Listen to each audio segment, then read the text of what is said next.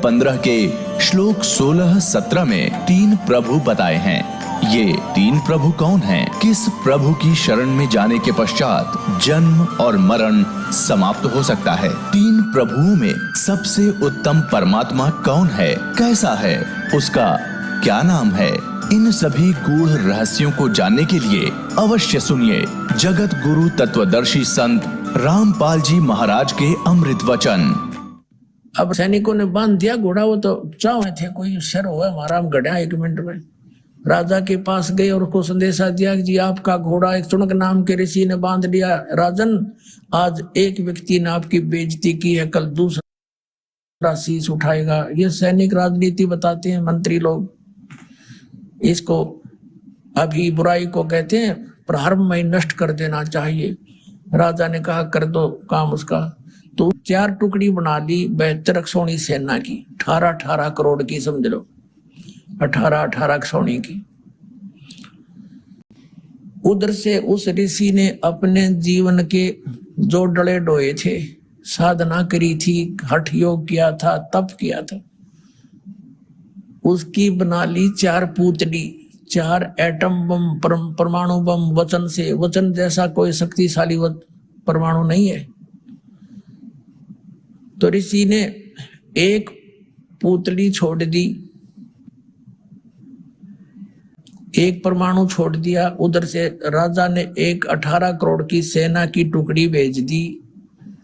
तो उस पुतली ने उस परमाणु बम बने, ऋषि के वचन से छूटे हुए परमाणु बम, सिद्धि के बम बने, 18 करोड़ सेना को कत्लेआम कर दिया, मार दी। राजा ने दूसरी टुकड़ी भेज दी, ऋषि ने दूसरी पुतली छोड़ दी, यानी 72 करोड़ सेना का नाश कर दिया सैनिकों का। किसने? उस एक काल के पुजारी ने, ब्रह्म के साधक ने। इसके विषय में परमात्मा कबीर जी ने कहा है,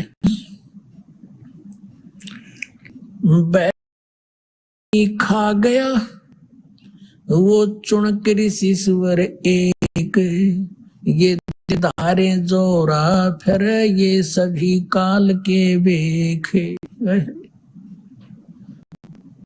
परमात्मा कहते तुम इनको ऋषि समझते थे, ये तो चलती फिरती मौत थी। मौत, जोरा माने मौत।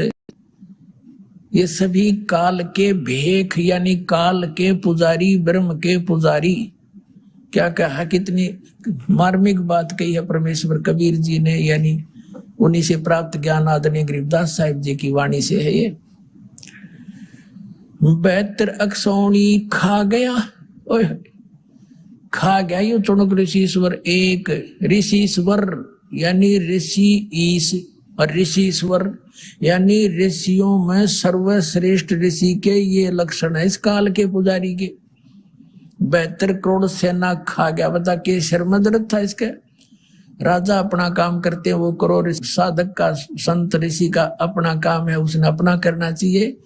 तो ये काल के भेख ये न्यो पंगे पावे, और काल इनके ऐसे नचाता है इन साधनाओं से। एक तरफ तो इसकी महिमा होगी, भाई चुनक जैसा ऋषि नहीं, सदपुरुष नहीं, उसने ऐसा कर दिया, सब जगह भयभीत हो गए, सब इसका अगर नतमस्तक हो गए, पाक गया चौधरी। अब परमात्मा ने क्या संज्ञा दी है इस नालायक व्यक्ति को कि 72 अक्षौणी खा गया, 72 करोड़ सेना ने खा गया, यू चुनक ऋषिश्वर एक खा गया। यू काल रूप में, काल है ये, ऋषि है ऐसा दुष्ट। फिर कहते हैं दे धारे मौत फिरे, ये सभी काल के भेख है।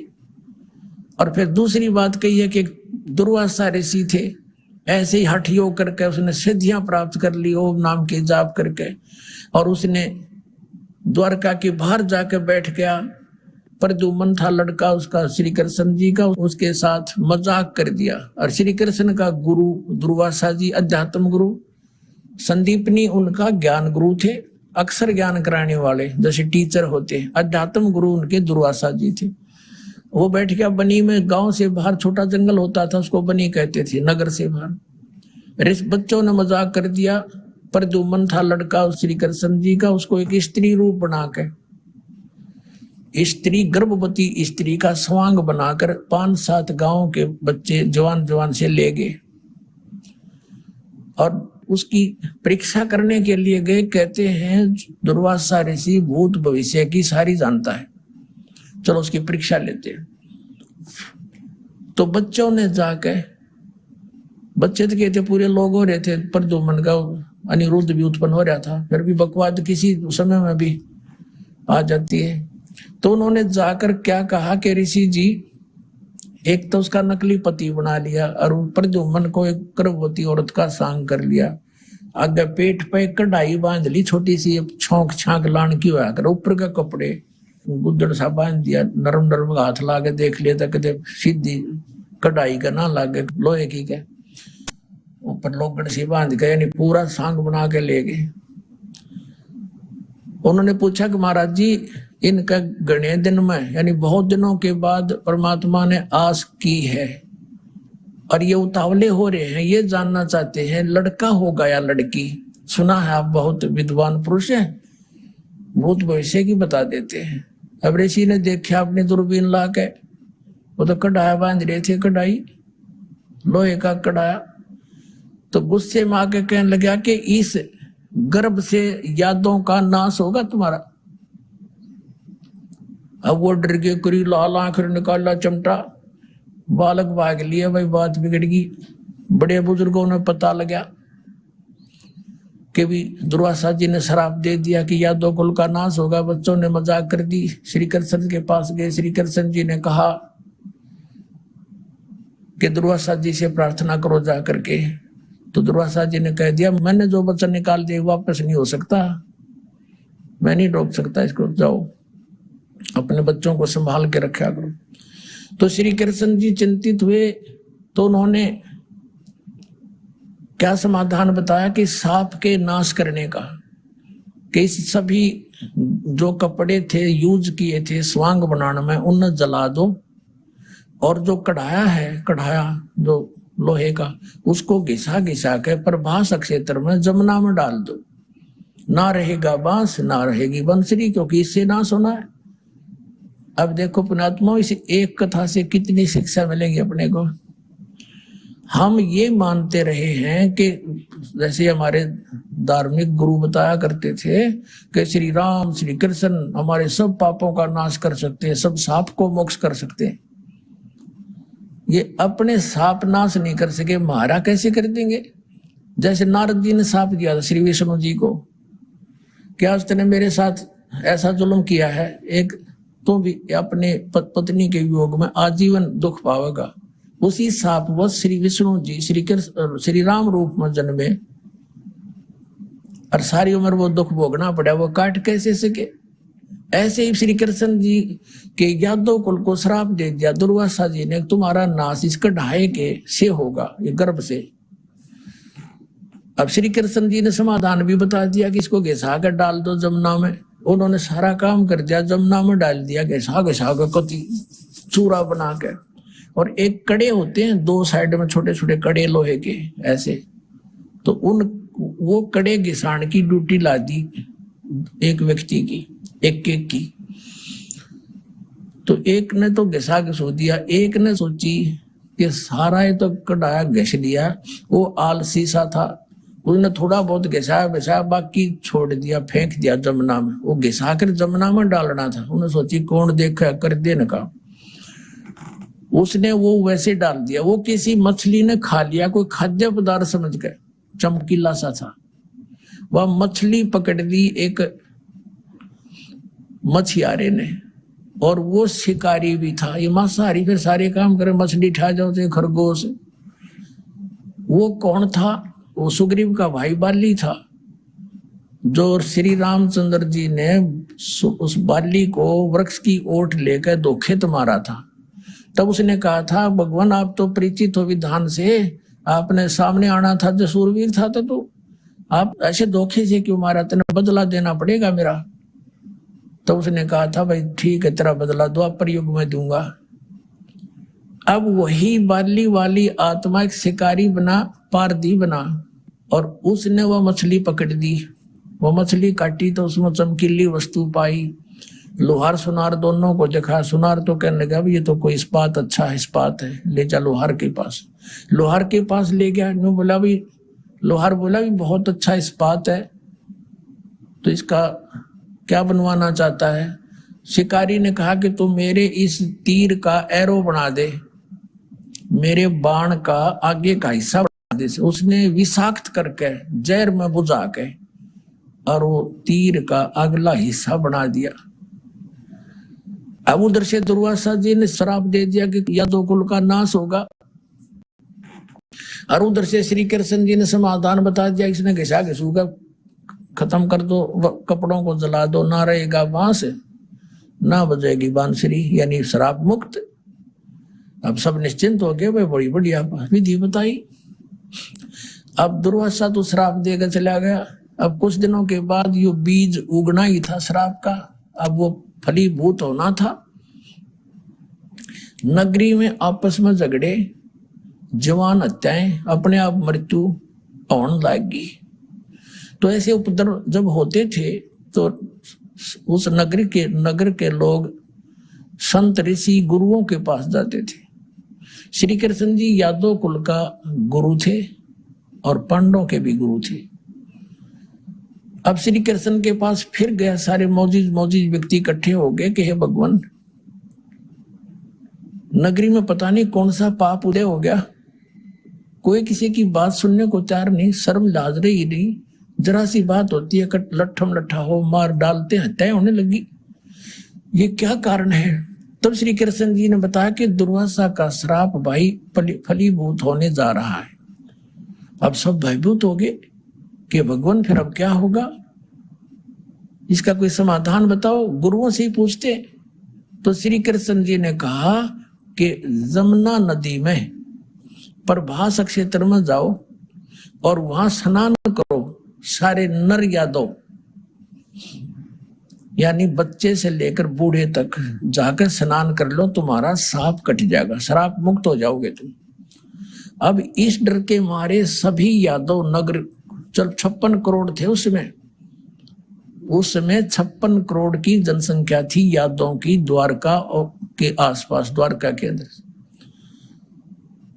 तो उन्होंने सब अपने नवजात लड़कों को भी साथ ले गए, कहीं इन पर श्राप ना रह जाए, और वहां पहुंच के प्रभास क्षेत्र में जमुना के किनारे। अब अध्यात्म मार्ग में पुण्यात्माओं हम ये सोचे ऐसा नहीं वैसा नहीं, तो ये हमारी बालक बुद्धि होगी, इसमें कुछ भी हो सकता है। और इन नास्तिक लोगों ने भगवान से दूर कर दिया, ऐसा नहीं हो सकता, ऐसा नहीं हो सकता, तो अध्यात्म मार्ग वो समझ नहीं सकता वो व्यक्ति।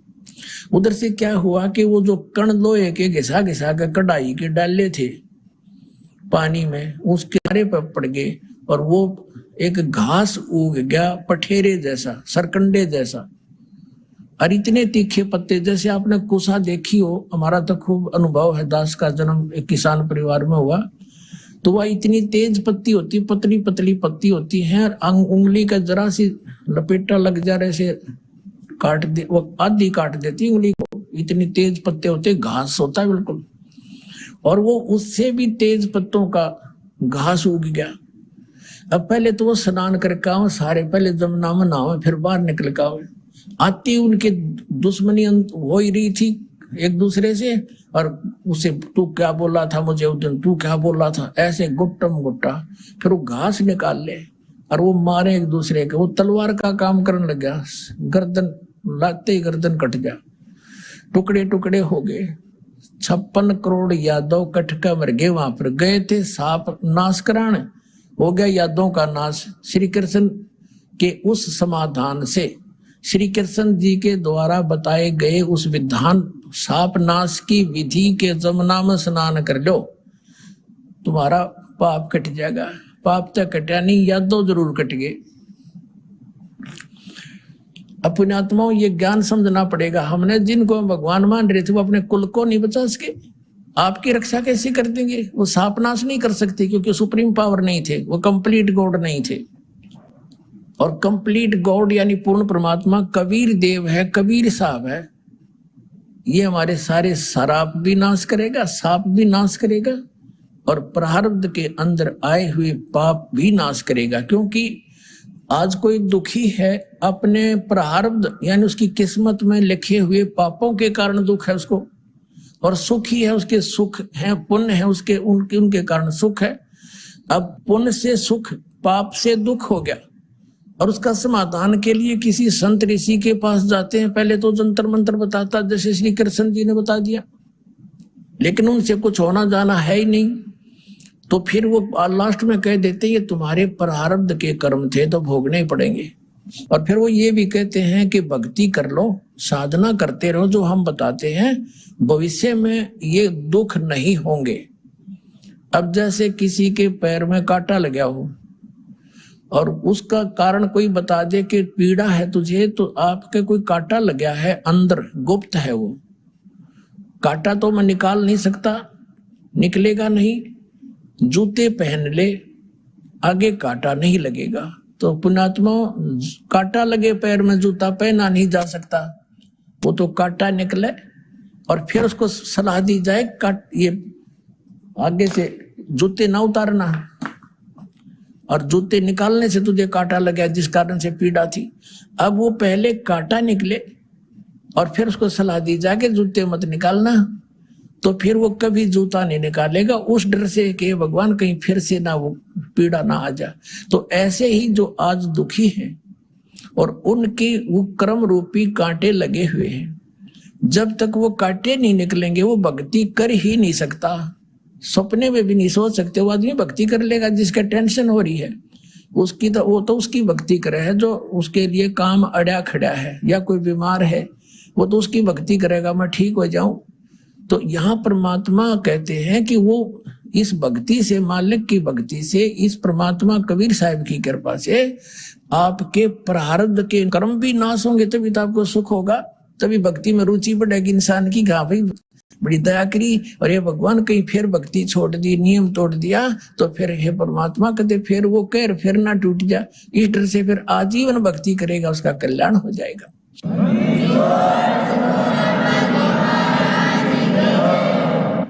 अब वो सारे के सारे यादव मर गए, कट के आपस में लड़ के कत्लेआम हो गया। 56 करोड़ यादव वहां रुद्र की कीच माचगी, यानी गारा बन गई, उनके इतना खून बह गया। अब कृष्ण जी निकले, फिर वहां से चले अपने घर से। विष्णु पुराण में लिखा है कि जो शेष बचे हुए थे यादव, जो मरे नहीं, क्योंकि लास्ट में कुछ तो बचेंगे जो उन और मार दिए, तो कुछ बचे हुए थे, अभी मरे नहीं थे, कंप्लीट नाश नहीं हुआ था। कहते श्री कृष्ण ने वो पठेरा पाट दिया, सरकंडे उनके मूसड़ बन गए, मूसड़ वो उठाकर शेष बचे हुए उन यादों को उसने खुद मारा अपने हाथ से, और फिर वो जा लेटा एक वृक्ष के नीचे। अपने आत्मा विचार करो, वो वृक्ष के नीचे जा लेटा, उसके पैर, उनके पैर में एक पद्म था, चमकीली वस्तु थी, नेचुरल, कुदरती, क्योंकि ऊपर देवताओं के सभी के शरीर में जैसे तिल होते हैं ना, ऐसे होते हैं, उसके पैर में था। और वो शिकारी जिसने उस कढ़ाई के बचे हुए कड़े का तीर बनवाया था, एरो बनवाया था विषाक्त, वो सारा दिन का भटक रहा था। शाम आफ्टरनून हो गया था, बाद दोपहर, कोई शिकार मिला नहीं। उसने वृक्ष की झुरमट ऐसी नीचे को टहनियां लटकी हुई थी, उसमें श्री कृष्ण विश्राम कर रहे थे, पैर पे पैर रख कर लेट के, ऐसे तलवार सामने दिखाई देता। तो शिकारी ने सोचा कोई मर्ग बैठा है, उसकी आंख चमक रही है, अगर इधर से जाऊंगा यू भागना जा, सारा दिन हो गए शिकार मिला नहीं।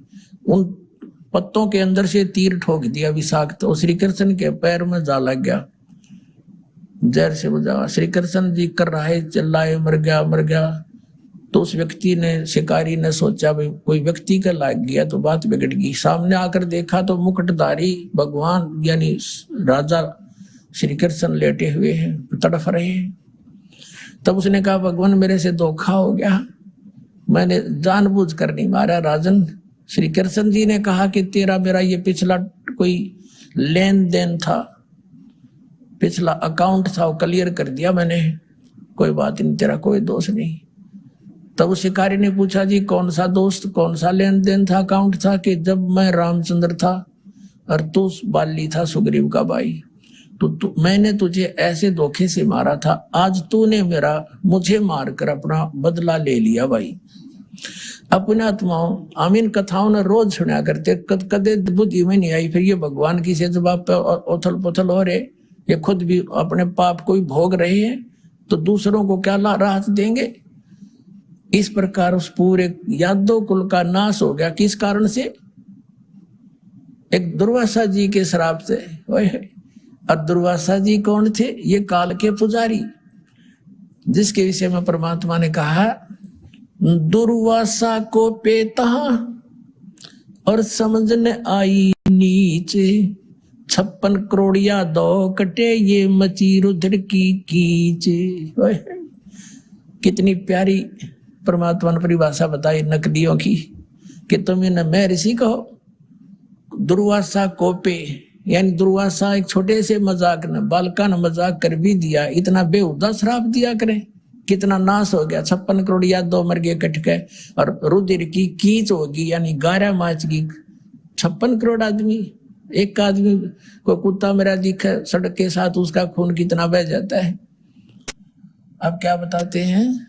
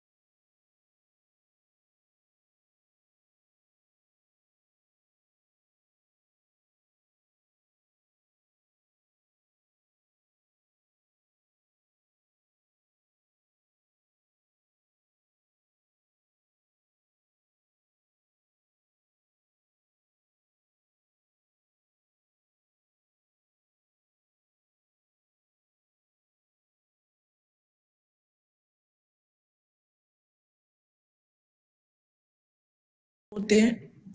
अब जैसे इस चुनक ऋषि ने और या दुर्वासा ऋषि, दोनों को पैरेलल ले लेते हैं, इनको दोनों को पैरेलल लेकर चलते हैं। अब जैसे इन्होंने जो ओम नाम का जाप किया, इन काल के पुजारियों ने, ब्रह्म के साधकों ने, और जो हठ योग करे, उस हठ योग से तो सिद्धि आ गई। तो उन सिद्धि से चुनक ऋषि ने 72 करोड़ सेना का नाश कर दिया। अब चाहे तो व्यक्ति को तलवार से मार दे, प्राणी को चाहे लठ से मार दे, चाहे कोई गोली से मार दे, और चाहे वचन से, ये सारे अपराध हैं। और ऐसे ही दुर्वासा ने वचन से 56 करोड़ यादव मार दिए।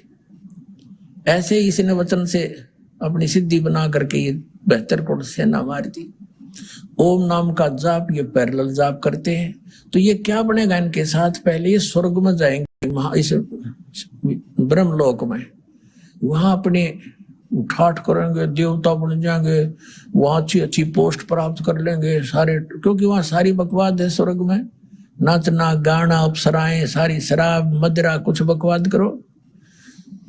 फिर ये अपने सारी ओम नाम की भक्ति कमाई को वहां नाश करके फिर पृथ्वी पाएंगे। फिर भी कुछ शेष बचा होगा तो राजा बना देगा। राजा के कर्म में फिर ये नरे कर्म फोड़े कि शिकार खेल रहे, फिर आपस में लड़के मरे। अभिमान राजा में होता है, ना जाने किसी जीव को, जनता जनों को मरवा देते थे 20-20, 30-30 खड़े इकट्ठे करके। तो सारे कर्म बिगाड़ेगा। फिर क्या बनेगा? जब इसकी बैटरी कति डिस्चार्ज हो जाएगी, फिर ये कुत्ता बनेंगे ये। इनके खाज लगेगी, शर में कीड़े पड़ेंगे। और जो जीव इन वचन से मारे थे वो अपना बदला लेंगे, इनके सिर न खाया करेंगे, इनके मगज में कीड़े पड़ेंगे। तो ये परमात्मा ने बताया है गीता अध्याय नंबर 7 के श्लोक नंबर 18 में। गीता ज्ञानदाता इसलिए कहता है कि ये ज्ञानी आत्मा है तो उद्धार है, पर ये मेरे वाली अनुत्तम यानी कति निकृष्ट घटिया साधना में ही लीन रहे। अब जो दास आज कंसेप्ट क्लियर करना चाहता था वो तो ईव स्टार्ट करूंगा, इससे पहले तो यह भूमिका बनी है उस कंसेप्ट तक पहुंचने की। अब देखिएगा श्रीमद् भगवत गीता आपको दिखाते हैं 7 का श्लोक नंबर 18 और 19। अध्याय नंबर 7 का हम श्लोक नंबर 18 लेंगे बस। इसमें लिखा है कि उदारा सर्वे एव एते ज्ञानी तु आत्मा एव मे मतम आस्तित है स ही युक्त आत्मा माम एवं अनुत्तमाम गतिम। ये अनुत्तम शब्द है, इन्होंने अनुत्तमा का अर्थ कर दिया अति उत्तम। कर्म ठोकों ने, देख अज्ञानियों ने। इसका अर्थ बनता है कि ये ज्ञानी आत्मा तो माने तो ये ज्ञानी आत्मा तो उद्धारा सर्वे, ये सभी हैं तो उद्धार यानी बहुत अच्छी हैं, भगवान पाने के लिए शीश सौंप दिया। ये मेरे विचार में ये सभी ज्ञानी आत्मा हैं तो अच्छी उद्धार हैं, नेक हैं, परंतु आस्तित से ही युक्त आत्मा माम एवं अनुत्तमाम गतिम, ये सभी अच्छी आत्माएं हैं, आस्थित युक्त आत्मा भगवान में लगी हुई, आस्थित से ही वे सब लगी हुई हैं। माम एवं अनुत्तमाम गतिम, मेरे से प्राप्त ओम नाम से प्राप्त होने वाली मेरे वाली अनुत्तम गति में ही आस्थित है, आश्रित है। ये क्या बताते हैं देखिए, ये सभी उद्धार हैं परंतु ज्ञानी तो साक्षात मेरा ही स्वरूप, मेरा स्वरूप ही है, ऐसा मेरा मत है। चलो ये पहले इनकी पढ़ लेते हैं अंग्रेजी। क्योंकि वह युक्त आत्मा मन बुद्धि वाला ज्ञानी भक्त अति उत्तम गति स्वरूप, अति उत्तम लिख दिया, अनुत्तम का डिक्शनरी बदल डाली, व्याकरण का नाश कर दिया अपने अज्ञान के कारण। अनुत्तम माने अच्छा होता है कहते, जैसे अनुतीर्ण है, और अनुतीर्ण जहां लिखा उसको कहते सबसे पास हो गया बच्चा, वो लिखे रहा, उसके लिखने से अनुवाद गलत कर लेने से क्या वो सफल हो जाएगा? अनुतीर्ण लिखा तो अनुतीर्ण ही रहेगा सदा के लिए। तो यहाँ इन्होंने अति उत्तम कर दिया, मेरी अति उत्तम कर दिया। ये अति अश्रेष्ठ घटिया गति में मुझ में स्थित है, आस्थित माने अच्छे प्रकार स्थित है। इसका अर्थ फिर पढ़ लीजिए कि उद्धारा सर्वे एव एते ज्ञानी तु आत्मा, ये ज्ञानी आत्मा है तो उद्धार सब की सब, ये मेरे विचार से बिल्कुल अच्छी आत्माएं हैं। आस्थित से ही युक्त आत्मा, युक्त आत्मा ने भगवान में भक्ति में लगी हुई ये आत्माएं माम एवं अनुत्तमाम गति, मेरे वाली अनुत्तम गति में ही सभी आस्थित हैं, उसमें जकड़ी पड़ी है, उसमें आश्रित होगी ये। अगर ये मानने, ये क्या अर्थ करते हैं ये अज्ञानी हमारे धर्मगुरु, ये क्या बताते हैं कि जिससे उत्तम कोई और गति ना हो। अरे ये खुद कह रहा 18वें अध्याय के 62वें श्लोक में कि तू सर्वभाव से उसकी शरण में जा, उसकी कृपा से तू परम गति को प्राप्त, परम शांति को और सनातन परम धाम को प्राप्त होगा। तो ये अगर ये सबसे उत्तम माने तो वो तो अपने से अन्य किसी और भगवान की साधना करने को कह रहा। 15वें अध्याय के 1 से लेकर और 4 तक भी यही निष्कर्ष दिया है। अब वो पॉइंट आएगा जहां से दास ने आज के ये वचन स्टार्ट किए थे। गीता जी अध्याय नंबर 7 के श्लोक नंबर 19 में कहा है कि बहुनाम जन्मानाम अन्ते ज्ञानवान माम परपदते।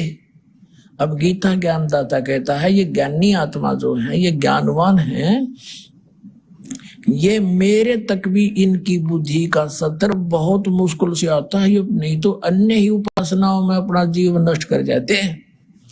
बहुनाम जन्मानाम अंते, बहुत बहुत जन्मों के अंत के किसी जन्म में ये मेरे तक पहुंचते हैं, मेरी भक्ति तक पहुंचते हैं।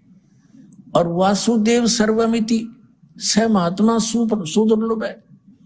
लेकिन ये बताने वाला कि वासुदेव सर्वमिति, सर्वम वासुदेव का अर्थ इन्होंने श्री कृष्ण मान रखा है कि वासुदेव श्री कृष्ण है। श्री कृष्ण जी के पिता का नाम था वासुदेव। श्री कृष्ण वासुदेव क्यों करोगे, अपने बाप का नाम दरवा के।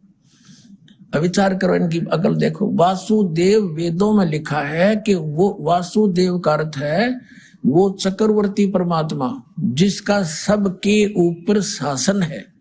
वासुदेव यानी सब पर प्रभुता रखने वाला, सर्वव्यापक। जैसे एक चक्रवर्ती राजा पूरी पृथ्वी पर व्यापक होता है, वासुदेव होता है पृथ्वी का।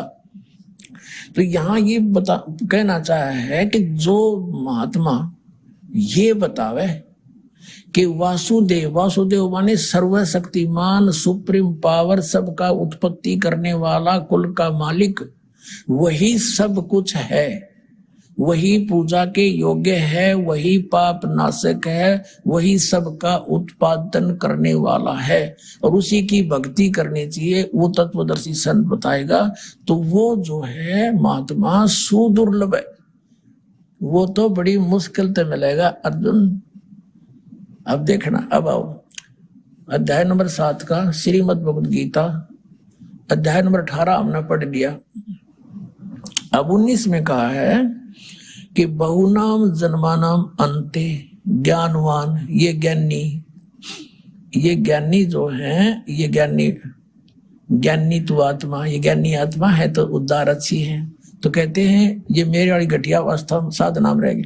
इनके विषय में कहा कि बहुनाम जन्मानाम अंते ज्ञानवान माम प्रपद्यते, बहुत बहुत जन्मों के अंत के जन्म में ये ज्ञानी मेरी पूजा करते हैं, मुझे भजते हैं। वासुदेव है सर्वम इति, स महात्मा सो दुर्लभ है। ये बताने वाला कि वो वासुदेव ही सब कुछ है, वही पूजा के योग्य है, वही मोक्षदायक है, वो पाप नाशक है, वो सर्व का उत्पत्ति करने वाला है, वो है सर्वशक्तिमान, उसकी पूजा करने से लाभ होगा। तो ये बताने वाला स महात्मा सो दुर्लभ है। पुण्यात्माओं, ये सदग्रंथ अनमोल रत्न है। अरे ने पहली कक्षा के बालक भी को नहीं है, आचार्य शंकराचार्य मंडलेश्वर महर्षि को आगे न कख भी नहीं पता था। 5500 वर्ष हो गए पवित्र शास्त्रों ने लिपिबद्ध हुए, अरे हमें कख नहीं बता सके इसका आज तक। इस दास पर कृपा करी दाता ने, इस योग्य बना कि परमात्मा के अनमोल ज्ञान को समझकर उसके बच्चों तक यथार्थ ज्ञान समझा दूं, इनका कल्याण हो जाएगा। अपनात्माओं, अब पहले इनका देखते हैं अनुवाद क्या, कैसा डंगा किया इन्होंने। 7 में जाएगा 18वां श्लोक। बहुत जन्मों के अंत के जन्म में ज्ञानवान तत्व ज्ञान को प्राप्त हुए, सब कुछ वासुदेव ही है, सब कुछ वासुदेव ही है। इस प्रकार मुझ को भजते हैं, वह महात्मा अत्यंत दुर्लभ है। कर दिया न उल्टा डंगा। अब ये क्या कह रहा है, इसका अर्थ ये है कि मेरी, पहले जी इन्होंने बताया कि तीनों गुणों की भक्ति करते हैं, जो उनको संज्ञा दे रखी है वो अभी नहीं बता, समय आने पर बताऊंगा जब अच्छा लगे उसको। तो कहा ये व्यर्थ है।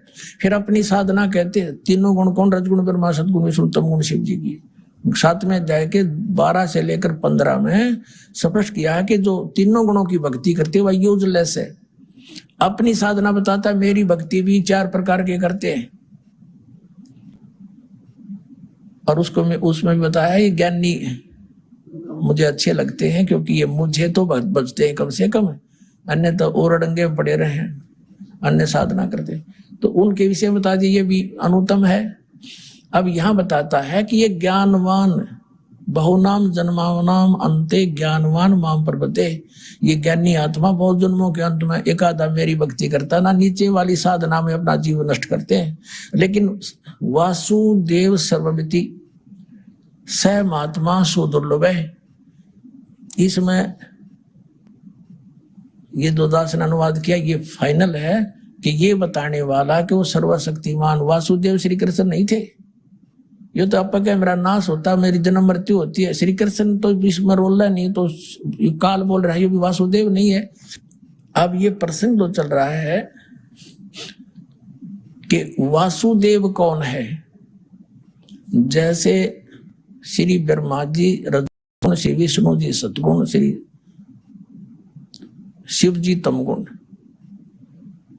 ये केवल एक ब्रह्मांड में एक विभाग के मंत्री हैं और एक ब्रह्मांड में 3 लोकों के ऊपर है। पृथ्वी लोक, एक कॉमन स्वर्ग है स्वर्ग लोक, और नीचे एक पाताल लोक। इन 3 लोकों पर ही इनका आधिपत्य है, बस ब्रह्मलोक पर भी इनका आधिपत्य नहीं है, इस एक ही ब्रह्मांड में है। इसके बाद एक ब्रह्मांड 21 ब्रह्मांड है इस काल भगवान के, इनके पिता ब्रह्म के। तो ये ब्रह्मा विष्णु महेश तो इतने ही व्यापक हैं, इतने ही स्वामी हैं, प्रभु हैं 3 लोकों पर, एक विभाग के मंत्री। और इनका पिता ये सर्वपुरुष यानी ब्रह्म, ये 21 ब्रह्मांड का ही मालिक है, इतना ही व्यापक है, सर्वव्यापक नहीं है, सबका मालिक नहीं है। और फिर है अक्षर पुरुष, ये 7 संघ ब्रह्मांड में व्यापक है, 7 संघ ब्रह्मांड का स्वामी है, ये ओवरऑल कंट्रोल वासुदेव नहीं है। तो वासुदेव कौन है? वो परम अक्षर ब्रह्म है, जिसने सब ब्रह्मांड संसार रूपी वृक्ष की उत्पत्ति की है, संसार रूपी वृक्ष की जिसकी प्रवृत्ति विस्तार को प्राप्त हुई है, यानी जिसने सब ब्रह्मांडों की रचना की है, इंक्लूडिंग सरपुरुष, इंक्लूडिंग अक्षर पुरुष के लोक जितने हैं, सब का वही रचनार है। और इनके ऊपर, सबके ऊपर वो एक छत्र राज करता है, इसके उसके अधीन है ये सब। वो कौन है? वो परम अक्षर ब्रह्म है। वो कौन है? वो संसार रूपी वृक्ष की मूल है, वो जड़ है। ये 3 पुरुष अब अध्यात्म मार्ग में ब्रह्मा विष्णु महेश नहीं, इनसे ऊपर 3 पुरुष है, सर पुरुष, अक्षर पुरुष, परम अक्षर पुरुष। तो परमात्मा ने अपनी वाणी में कहा कि अक्षर पुरुष एक पेड़ है, सर पुरुष वा की डार, और तीनों देवा शाखा हैं, ये 5 रूप संसार। श्रीमद् भगवद गीता अध्याय नंबर 15 के श्लोक नंबर 16 और 17 में बताया है कि 2 पुरुष, 16 बताया कि 2 पुरुष है, सर पुरुष और अक्षर पुरुष। ये भी और इनके अंतर्गत जितने प्राणी हैं वो सब नाशवान हैं। 15वें अध्याय के फिर 17वें श्लोक में बताया है कि उत्तम पुरुष तु अन्य परमात्मा इति उदाहरत है। उत्तम पुरुष यानी श्रेष्ठ परमात्मा, श्रेष्ठ प्रभु तो इन दोनों से अलग है, सरपुरुष और अक्षर पुरुष से, और वही तीनों लोकों में प्रवेश करके सबका धारण पोषण करता है।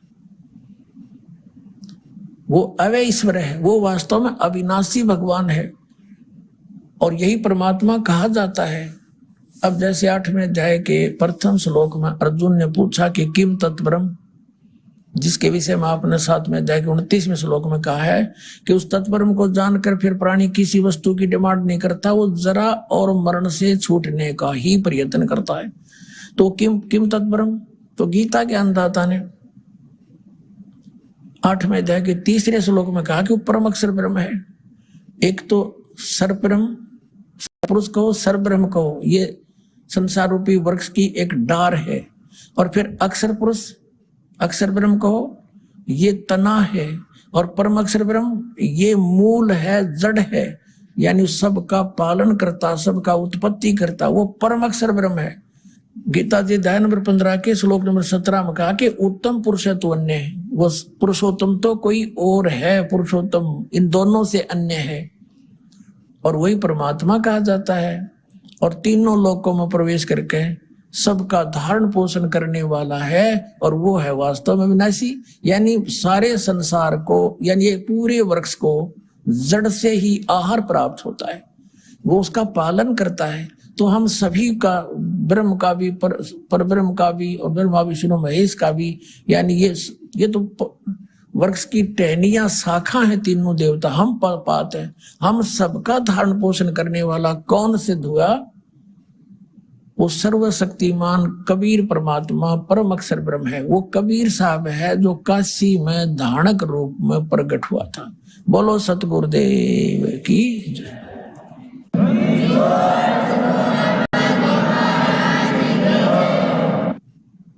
परम पिता परमेश्वर सतपुरुष कबीर साहिब जी की असीम कृपा से आप पुण्यात्माएं सत्संग सुनने के लिए यहाँ उपस्थित हुए हैं।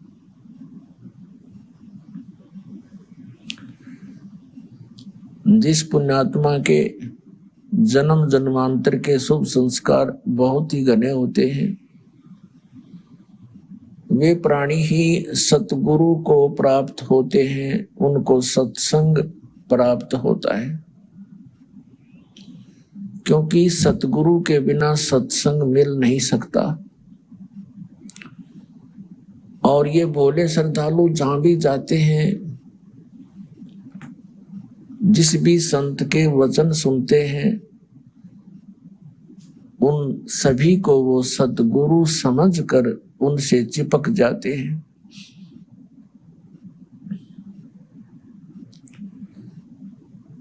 अब ये कारण क्या रहा कि हम प्रत्येक संत को, प्रत्येक महंत को हम एक सतगुरु मानते रहे। सतगुरु का अर्थ होता है जो सत्य ज्ञान प्रदान करावे, आध्यात्मिक सत्य ज्ञान।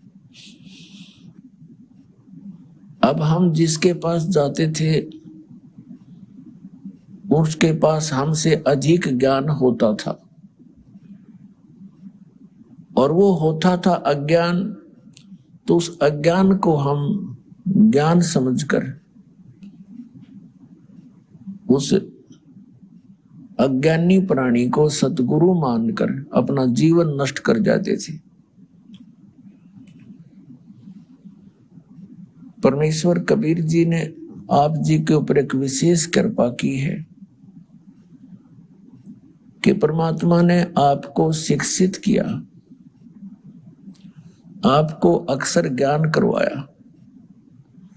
पुण्यात्माओं, ये शिक्षा ये जहाज बनाने के लिए नहीं दी, ये कंप्यूटर और परमाणु बम बनाने के लिए परमात्मा ने यह शिक्षा नहीं दी आपको। इसकी इनकी तमें आवश्यकताएं नहीं थी। हमने इन कंप्यूटरों की या इन जहाज एयरप्लेनों की किस लिए आवश्यकता पड़ी? हमने माया अधिक संग्रह करने की रुचि बन गई। केवल माया ही इकट्ठा करना उद्देश्य हो गया, इसलिए हमने इन सारे यंत्रों की आवश्यकता महसूस हुई। और हमने इस मनुष्य जीवन से जो कार्य करना चाहिए था, जिसकी अति आवश्यकता है, उसका हमें विशेष ज्ञान नहीं हुआ। तो आपके ऊपर ये मेहर करी परमात्मा ने, आपको अक्षर ज्ञान दिया। और ये कंप्यूटर आदि जो बनवाए, इंटरनेट बनवाए, ये टीवी चैनलों का जो सिस्टम प्रदान किया मानव को, ये गॉड गिवन है।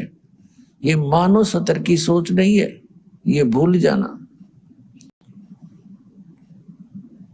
अपने आत्माओं, एक वैद्य होता है और वो वैद्य स्वयं नहीं जानता तू कहां से उत्पन्न हुआ, तेरी क्या स्थिति है, तो क्या वो इन जड़ी बूटियों की पहचान कर सकता है, उनके गुण धर्मों को जान सकता है? ये भी परमात्मा आपके लिए, अपने बच्चों के लिए रहम करता है और उस पुण्य आत्मा को अंदर से प्रेरणा करता है, ये ऐसी जड़ी, इसको ऐसे ऐसे मिला दे, ये इस रोग के लिए काम करेगी। तो ये शुरुआत से परमात्मा ने ये उस जड़ियां दी आपको। अब ये डॉक्टर खोज करते, ये पहले कहाँ गए थे डॉक्टर? तो ये गॉड गिवन है, क्योंकि अब परमात्मा को पता था कि ये कलियुग के अंदर जितने भी मानव शरीरधारी प्राणी जन्मेंगे, इनके पूर्व जन्म की कमाई अच्छी नहीं होगी, और जिसके कारण इनके ऊपर आपदाएं खूब आवेंगी, इनके ऊपर रोग भी आक्रमण करेंगे। तो उसके लिए परमात्मा ने ये औषधियां तैयार करवा दी पहले, और अब विशेष कृपा की है मालिक ने कि आप जी को ये अक्षर ज्ञान करा दिया और एक तत्व ज्ञान आपको समझ में आवेगा। तो हम परमात्मा प्राप्ति करेंगे। इसी प्रकार ये जो प्रोजेक्टर सिस्टम बनवाया, टेलीविजन सिस्टम परमात्मा ने तैयार करवाया, इस सब का उद्देश्य मालिक का यही था कि मेरे बच्चे उन सदग्रंथों के गुण रहस्य को आंखों देख लेंगे। पहले तो ये दास प्रोजेक्टर या सीडी पर दिखाएगा, क्योंकि हम बहुत दिनों से भ्रम भटक रहे हैं, बहुत दिनों से हम दूध के जले हुए हैं, तो हम छाछ को भी, लस्सी को भी फूंक मार कर पीने की कोशिश करेंगे, तो वो बहुत अच्छी बात होगी। तो दास जो प्रोजेक्टर पर दिखाता है, सीडी के माध्यम से आपके पास ये भक्त भेज रहे हैं, उधर से पुस्तकें बनाई जा रही है, उनमें सब सदग्रंथों के पृष्ठ, अध्याय, मंत्र, नंबर लिखकर आपको भेजे जा रहे हैं। तो फिर क्या करते हैं बुद्धिमान समाज, उन सदग्रंथों को इन रेफरेंसों से मेल करता है, और मेल करता है तो सच्ची पाते हैं, क्योंकि वो सत्य है। तो फिर आप जी को परमात्मा पाने में बहुत सुविधा हो जाती है, पहचानने में। सबसे पहले तो हमने भगवान को पहचानना है, जानना है। अब परमात्मा की एक वाणी है कि सतपुरुष जिन जानिया, सतगुरु तिसका नाम। सतपुरुष को जिसने पहचान लिया, जान लिया, वो सतगुरु है, वो परम संत है, वो मोक्ष दाता है। उसको संत भाषा में कड़िहार बोलते हैं। कड़िहार, कड़िहार माने संसार से निकालकर सतलोक भेजने वाला। और फिर बताया है कि पूरे गुरु की क्या पहचान है, 2 अक्षर का भेद बतावे, सोए गुरु पूरा कहावे। फिर और अन्य लक्षण क्या बताए हैं सतगुरु के, सतगुरु के लक्षण कहूं, मधुरे बैन विनोद, और 4 वेद 6 शास्त्र वो कह 18 बोध। यानी सतगुरु विश्व के सभी धर्म ग्रंथों के विषय में जानकार होता है।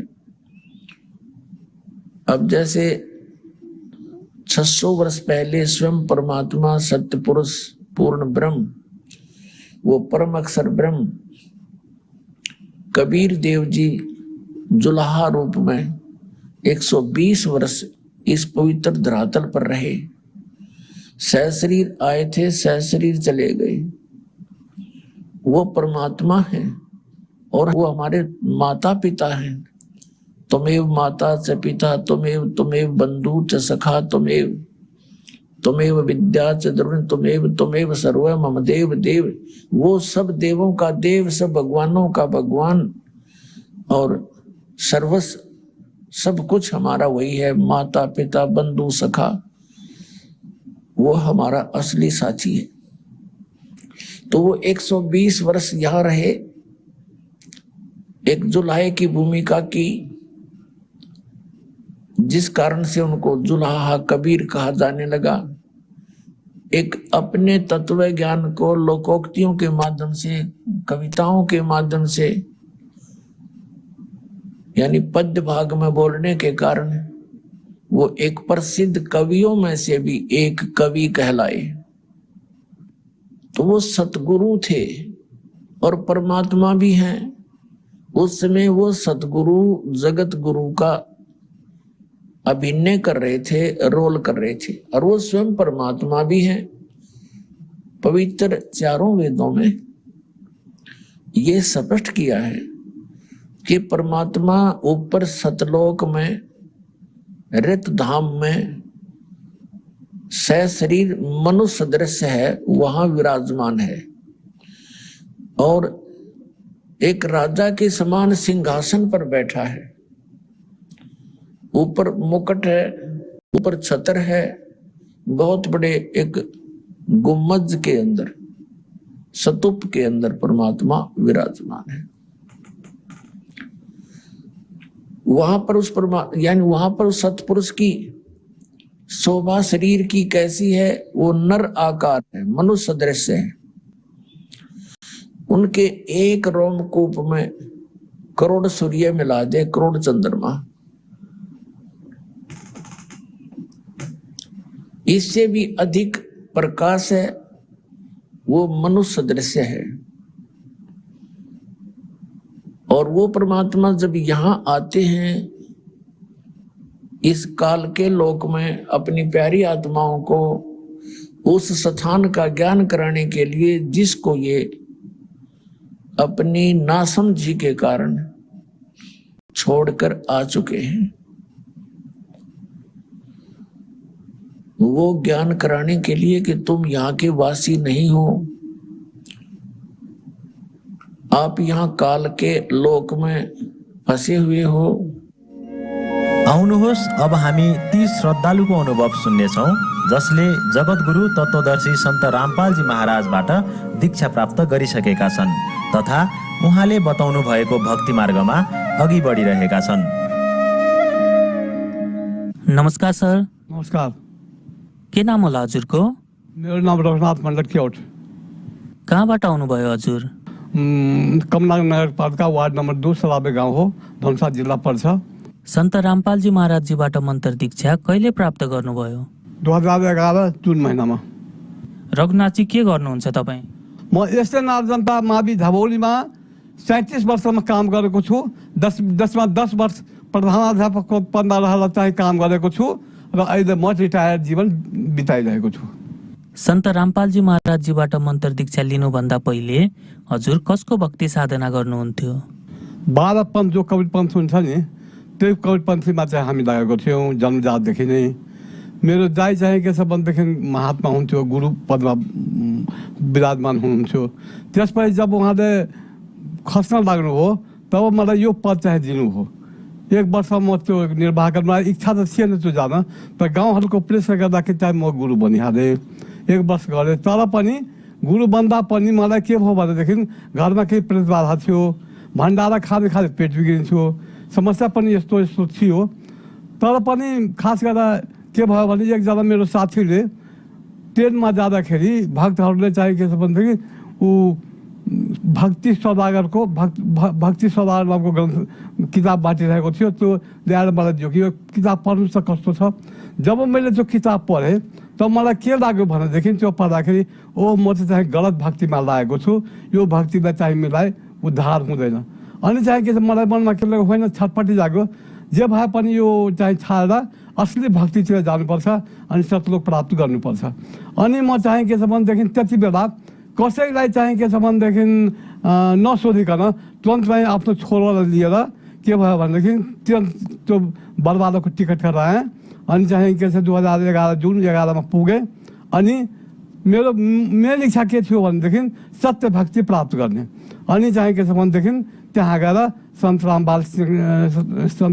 रामपालजीसँग दीक्षा दिए। सन्त रामपालजी महाराजबाट दीक्षित भक्तात्माहरू प्राय भन्ने गर्छन् कि सन्त रामपालजी महाराजजीसँग मन्त्र दीक्षा लिएपछि थुप्रै लाभहरू प्राप्त भयो भनेर। हजुरलाई पनि मन्त्र दीक्षा लिएपछि केही लाभहरू प्राप्त भयो कि? मलाई चाहिँ त्यो फेन्ट आउँथ्यो, पैखाना पिसाब भइहाल्थ्यो र चाहिँ के जेबाट पानी छोड्थ्यो एकदम शरीर ठन्डा भइहाल्थ्यो। यो मलाई के थियो त्यो सताइरहेको थियो। दिल्लीमा पनि एकचोटि यस्तो भयो। अनि सन्त रामपालजीको शरण मागेपछि मेरो छोराले त्यो गुरुमासँग समाचार राख्यो। गुरुमा ल बेटा अब केही छैन, अब ठिक भइहाल्छ। त्यस दिनदेखि मलाई त्यो चाहिँ के छ भने फेरि त्यो फेन्ट आएन, त्यसपछि कुनै पनि समस्या आएन। अनि मेरो घरमा त्यो प्रेत बाधा थियो जन्मैदेखि करिब करिब, र त्यो चाहिँ ठिक हुँदैन थियो। धेरै धामी गुणीबाट देखायो, ज्योतिषहरूबाट पनि देखायो, तर पनि त्यो ठिक भएन। अनि चाहिँ कि जब सन्त रामपालजीको शरणमा गएँ अनि त्यो प्रेत बाधा दूर भयो, घरको देवी देवताहरू पनि हरायो। अनि चाहिँ के छ गाउँमा आएर प्रचार प्रसार पनि गरेँ सन्त रामपालजी महाराजको र जसलाई शरणमा पठाएँ त्यो सबैलाई चाहिँ निको भयो। अनि मेरो भाइ बुहारीलाई ब्रेन ट्युमर थियो, धेरै डाक्टरहरूसँग देखाएँ, उहाँलाई पनि ठिक भएन। अनि मैले उहाँलाई पनि सन्त रामपालजीको शरणमा जान प्रेरणा दिएँ। अनि उहाँ पनि चाहिँ बरबादा पुग्नुभयो। पुगेपछि चाहिँ के छ भनेदेखि नाम दीक्षा दिएपछि उहाँको ब्रेन ट्युमर पनि ठिक भयो। मेरो गाउँको मान्छेलाई पनि धेरैजनालाई प्रेत बाहर थिए, उहाँलाई के भन्यो भनेदेखि तिमी चाहिँ के छ भनेदेखि रामपाल सन्त रामपालजीको शरणमा जाऊ, निको हुन्छ। अनि चाहिँ के छ भनेदेखि उनीहरूलाई पनि पठाउँदाखेरि जब रामपालजी साहबको शरणमा गयो अनि नाम दीक्षा लियो। नाम दीक्षा लिएपछि सबै सुखी भयो, सबैलाई चाहिँ प्रेत बाधा पनि दूर भयो। अहिले चाहिँ मेरो घरमा 3वटा छोरी छन्, ज्वाइँहरू पनि छन्, नाति नातिनीहरू पनि छन्। यसपछि चाहिँ छोरो छ, बुहारी छ।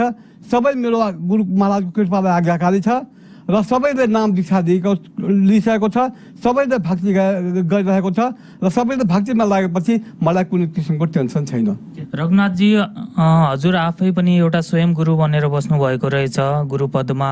प्लस हिन्दू समाजमा के भन्ने गरिन्छ भने गुरु बदल्नु महापाप हो, गुरु बदल्नु हुँदैन। यो विषयमा हजुर के भन्न चाहनुहुन्छ?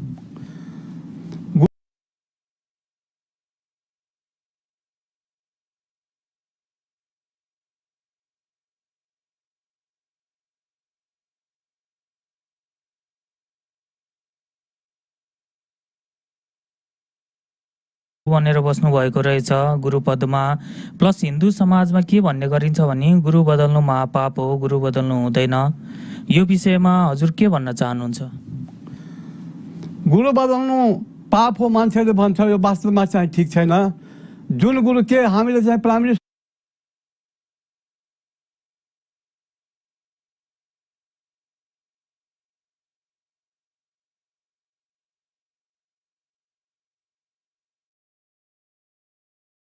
भएको रहेछ गुरु पदमा। प्लस हिन्दू समाजमा के भन्ने गरिन्छ भने गुरु बदल्नु महापाप हो, गुरु बदल्नु हुँदैन। यो विषयमा हजुर के भन्न चाहनुहुन्छ? गुरु बदल्नु पाप हो मान्छेले भन्छ, यो वास्तवमा चाहिँ ठिक छैन। जुन गुरु के हामीले चाहिँ प्राइमेरी स्कुलमा एउटा एसएलसी मास्टरसँग पढ्छौँ त के हामी चाहिँ के छ भनेदेखि त्यसपछि हामी पढ्दैनौँ?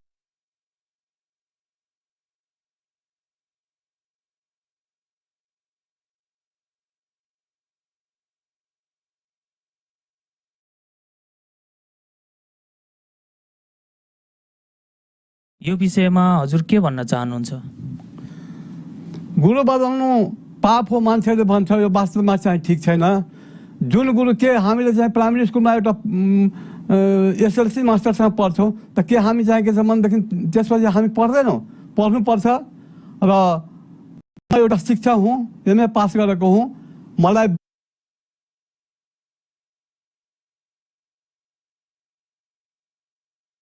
बुद्धि छ, म जान्दछु के गर्नुपर्ने। डाक्टरमा चाहिँ कि एक डाक्टरसँग इलाज हुन्छ भने अर्को डाक्टरसँग चाहिँ कि इलाज गर्नु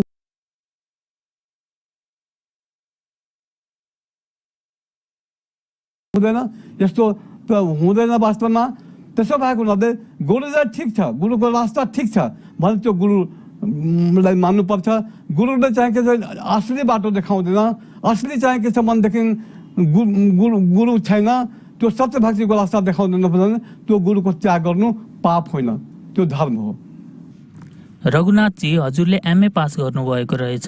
कतिपय मानिसहरू भन्ने गर्छन् कि सन्त रामपालजी महाराजको शरणमा कम पढे लेखेका अशिक्षित मानिसहरू अन्धश्रद्धाका कारण जाने गर्छन्। यस विषयमा हजुर के भन्न चाहनुहुन्छ? यस्तो छैन, अन्धश्रद्धा भक्तिले नाम दीक्षा दिन्छ भन्ने कुरो छैन। मैले चाहिँ के छ भने उहाँको भक्तिलाई ज्ञान गङ्गा पुस्तक, यसपछि कबीर सागर, यसपछि गीता, यसपछि वेद अरू सबै चाहिँ के छ ग्रन्थहरूमा प्रमाणित चिजहरू देखेर, प्रमाणहरू देखेर म मात्रै चाहिँ सद्गुरु रामपालको शरणमा गएको छु। यस्तो चाहिँ छ। त्यो अन्धश्रद्धा भक्तिले कसैको पिछा लागेर गएको हुन, विचार गरेर कुन भक्तिले